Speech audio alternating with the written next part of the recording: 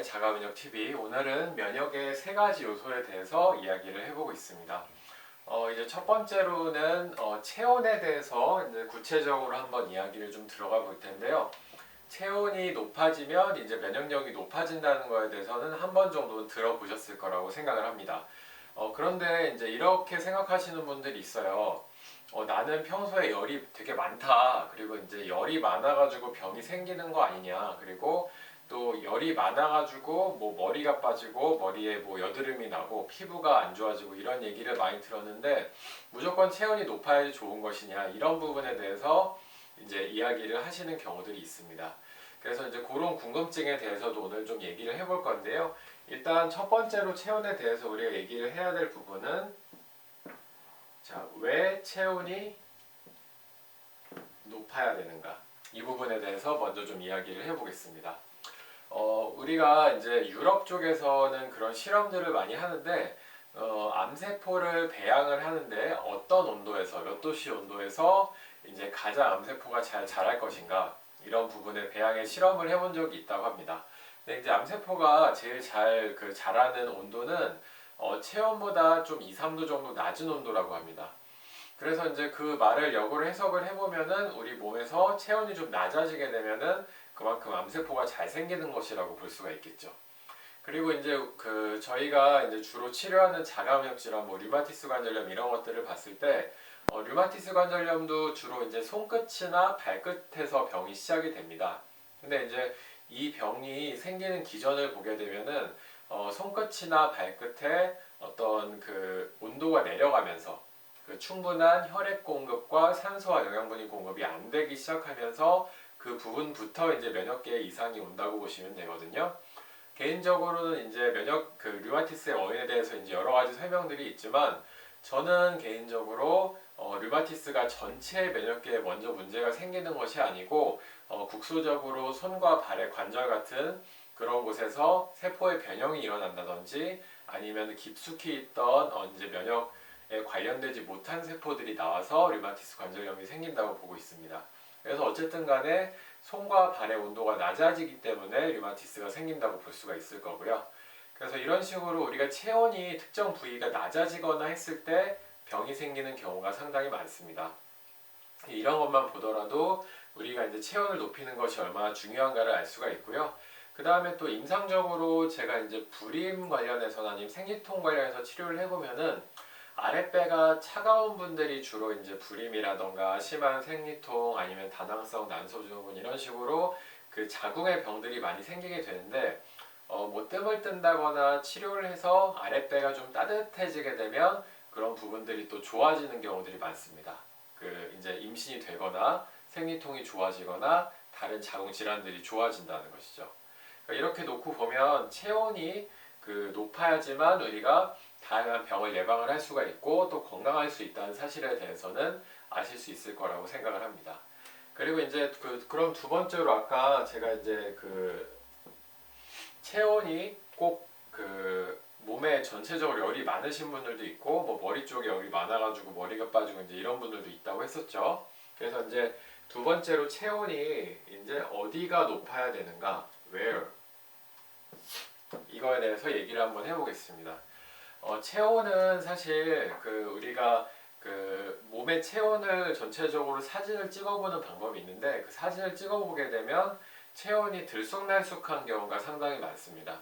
그래서 이제 주로 체온이 높은 부분은 머리 쪽, 얼굴 쪽 이런 부분들 우리가 또 추위를 밖에서 이겨내야 되기 때문에 머리나 얼굴은 체온이 좀 높고 상대적으로 이 손이나 발, 그 다음에 배 이런 데는 체온이 낮은 경우가 많습니다. 이제 한방에서는 주로 이제 횡격막을 기준으로 해서 몸의 위와 아래를 나누게 됩니다. 근데 이제 주로 위쪽은 체온이 높아지는 가능성이 높고 아래쪽은 조금 낮아지는 가능성이 높습니다.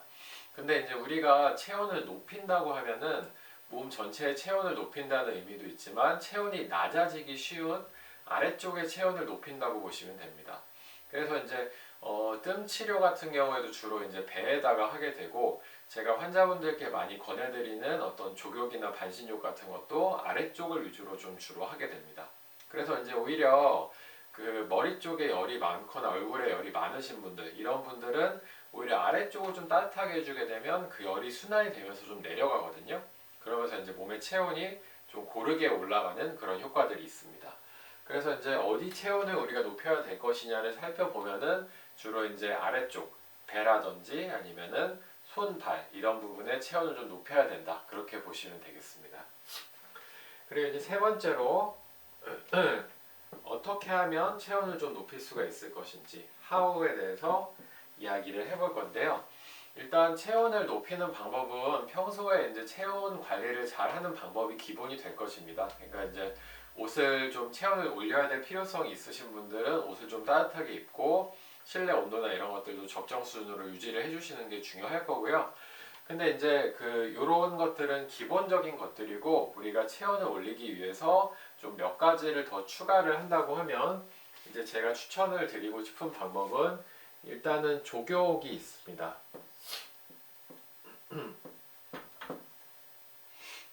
족욕은 이제 발을 따뜻하게 이제 물에 담그는 거죠. 요새는 이제 건식 족욕기가 나와 있기 때문에 물에 굳이 담그지 않아도 발을 좀 따뜻하게 할 수 있는 그런 족욕 기구들도 있습니다. 그래서 이제 원래는 반신욕을 하는 것도 굉장히 좋은데 집에서 반신욕을 하기가 상당히 쉽지가 않아요. 맨날 이제 뭐 욕조에 물을 받아서 들어가야 되고 또 욕조에 물도 금방 식을 수가 있고 그렇기 때문에 차라리 이제 꾸준히 족욕을 하시는 것도 굉장히 좋습니다. 그래서 이제 족욕기를 구입하신다든지 아니면 이제 물을 그 따뜻하게 데워서 이제 담그신다든지 해가지고 만약에 이제 암이 있으시거나 자가면역 질환이 있으시거나 그런 분들은 그래도 하루에 한 2시간에서 3시간 정도 온열 치료를 해주게 되면 상당히 몸이 좋아지는 효과들이 있거든요. 그래서 이제 족욕을 하시는 방법도 있고 아니면은 집에서 이제 가볍게 하실 수 있는 핫팩 같은 것들이 있죠. 핫팩을 제가 이제 아까 말씀드린 배 부위, 그 다음에 아니면 다리 부위, 발 부위 이런 쪽에다가 해서 그 부위에 체온을 올려주시는 것도 상당히 이제 많은 도움이 된다고 볼 수가 있습니다. 그 다음에 이제 그 주변에 한의원이 있거나 하시다면 이 뜸 치료를 받으시는 것도 굉장히 도움이 됩니다. 뜸 같은 경우는 저희도 이제 자가면역 질환을 전문으로 치료를 하기 때문에 뜸을 이제 주로 많이 환자분들께 오시는 분들께는 권해드리고 있는데 이제 왕뜸이라고 해서 쑥을 이렇게 모아서 이제 압축시킨 다음에 그걸 태우는 방법이 있습니다. 그런 왕뜸도 괜찮고 뭐 다양한 형태의 뜸이 있기 때문에 그 한의원이 가까운 데 있으시다면 뜸 치료를 받으시는 것도 도움이 됩니다. 그 다음에 이제 그 먹는 걸 통해서 체온을 좀 올리는 방법들도 있을 텐데요. 먹는 걸 통해서 체온을 올린다고 하면 대표적으로는 마늘이나 생강을 드릴 수가 있습니다. 마늘 같은 경우는 우리가 이제 체온을 높이는 것도 있지만 그 다음에 이제 면역력을 높이고 항암 작용을 하는 그 역할도 하게 됩니다. 그래서 이제 마늘 같은 경우에도 우리 몸에서 이제 그 활성산소나 이런 것들을 제거를 해주면서 체온을 어느 정도 높이는 것으로 연구 결과가 나와 있기 때문에 체온이 낮고 그 다음에 이제 암이 있으시거나 이런 분들은 마늘을 많이 드시는 게 도움이 될 거고요. 그 다음에 이제 생강 같은 경우에도 이제 소화 기능도 도와주게 되고 뭐 배변 기능도 도와주게 되면서 몸을 따뜻하게 해주고 감기도 예방을 해주기 때문에 생강차를 드시는 것도 상당히 도움이 됩니다. 그래서 이제 이렇게 먹는 것들로 해서 그 체온을 올리는 방법도 있고 물론 우리가 체온 흔히 이제 좀 뜨끈하게 한다고 해서 매운맛 드시는 경우도 있고 뭐 그래서 이제 고춧가루나 후추 같은 것들도 많이 드시기도 하는데 뭐 그런 것들은 또 너무 많이 드시게 되시면은 위장을 좀 아프게 할 수가 있기 때문에 그런 것들은 적절하게 드시는 게 좋겠고요.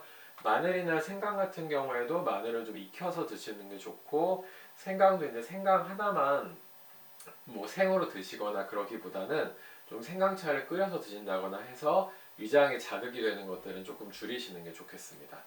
그래서 이제 먼저 체온에 대해서 이렇게 말씀을 드렸는데 체온이 이제 왜 중요한가, 그다음에 어디 체온을 올려야 되는가, 이제 복부나 다리 쪽 말씀드렸고요. 그다음에 뭐 족욕이나 뭐 뜸이나 이런 것들, 그리고 이제 마늘과 생강을 좀 자주 먹는 것들 이런 방법으로 해서 체온을 좀 올리는 것을 말씀을 드렸습니다. 앞서 말씀드린 대로 체온을 1도씨만 올리게 돼도 면역력이 상당히 높아진다고 하니까 면역계통 질환이 있으시거나 본인의 건강을 좀 더 업그레이드 하고 싶으신 분들은 체온을 높이는 걸 꼭 좀 기억을 하셨으면 좋겠습니다. 네, 이제 체온에 대해서 말씀을 드렸고요. 다음 편에는 이제 면역의 3요소 중에서 스트레스에 대해서 제가 또 설명을 좀 드리도록 하겠습니다.